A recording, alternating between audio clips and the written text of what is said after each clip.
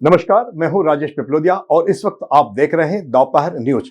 लगातार नई और ताजा जानकारियों के लिए हमारे चैनल को आप सबसे पहले सब्सक्राइब कर लीजिए पेश है एक खास खबर।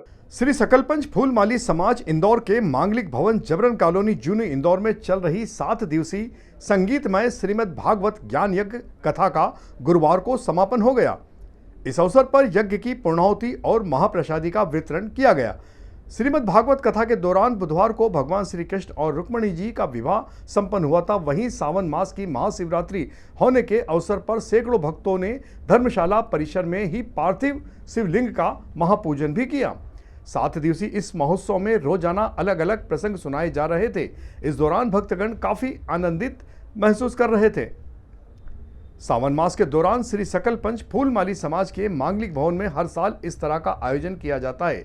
अब तक यहाँ पर प्रसिद्ध कथावाचक सीहोर वाले पंडित प्रदीप मिश्रा भी यहाँ पर भागवत कथा कर चुके हैं। इनके अलावा पंडित नारायण शास्त्री, पंडित पवन तिवारी जी, पंडित कमलेश दीक्षित, पंडित ईश्वर कृष्ण उपाध्याय सहित तमाम ज्ञानीजन व्यासपीठ पर बैठकर कथा का रसपान करा चुके हैं। 7 दिवसीय संगीतमय श्रीमद् भागवत कथा में इस बार व्यासपीठ पर बैठकर आचार्य पंडित लोकेन जी महाराज विद्याधाम वाले फूलमाली समाज के भक्तगणों को भागवत कथा का रसपान करा रहे थे। कथा कराने का सौभाग्य इस साल समाज के मौर्य परिवार को मिला था। कथा श्रवण का लाभ समाज के सैकड़ों लोग सपरिवार उठाते रहे हैं। आयोजन समिति के प्रमुख राकेश मौर्य, मनोज मौर्य, चंद्रशेखर मौर्य, बालकृष्ण मौर्य, सावन मौर्य, कार्तिक मौर्य सहित अन्य ने सभी अतिथियों का स्वागत कर समाज की मुख्य कार्यकारिणी का दिल से आभार व्यक्त किया है।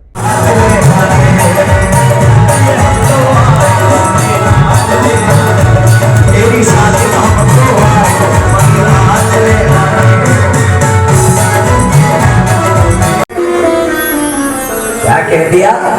अरे अरे माता जी क्या कर रही हो? सुशीला ने कहा, अरे स्वामी मैं आपकी पत्नी हूँ, मेरा नाम है सुशीला। तो बोले सुदामापुरी में क्या हो गया? बड़े बड़े बड़े आपने बोल लिया? हाँ बोल लिया।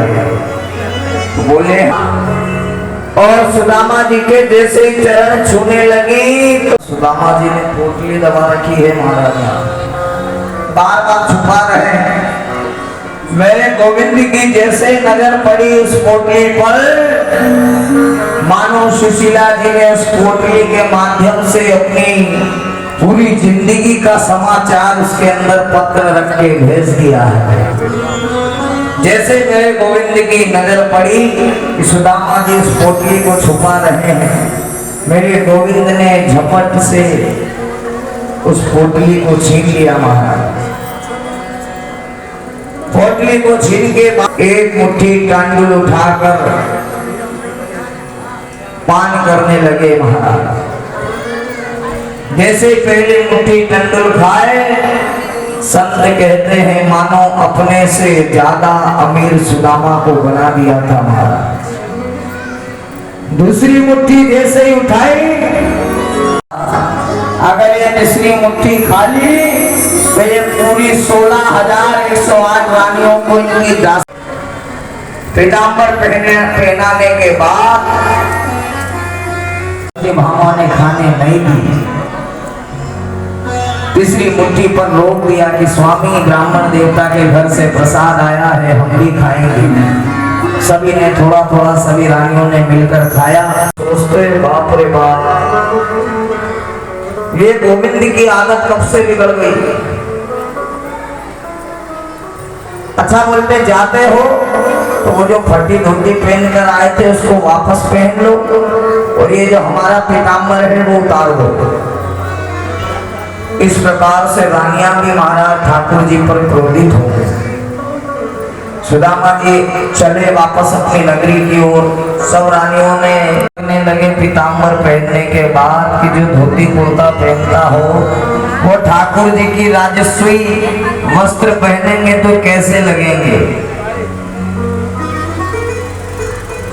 उसी प्रकार से महाराज सुधा प्रदान किया। सुदामा जी ने सोचा कि अगर आज बोलूंगा कि मैं जाऊं तो ये 2-4-10 दिन में जाने देंगे। सुदामा जी ने जैसे ही कहा लाला अब हम चाहते हैं कि एक दिन हो गया है, आज दूसरा दिन हो गया है, मध्याह्न